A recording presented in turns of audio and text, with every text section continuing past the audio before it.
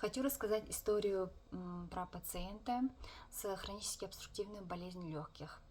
В моей практике был мужчина 60 лет. Он всю жизнь курил, 35-40 лет. Поначалу его беспокоило кашель по утрам. И он говорил, это кашель курильщиков. И со временем начала беспокоить одышка. Сначала при быстрой ходьбе, а потом уже в покое.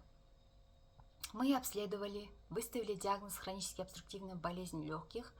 Это когда бронхи сужаются, а легкие постепенно разрушаются. И назначили лекарства, дыхательную гимнастику, ингаляторы. И самое главное, нужно было бросить курение. Но, к сожалению, пациент продолжал курить. И это прогрессировала болезнь. И в какой-то момент пациент опять поступает в больницу с острой дыхательной недостаточностью. И даже лежа в больнице, он тайно продолжал курить.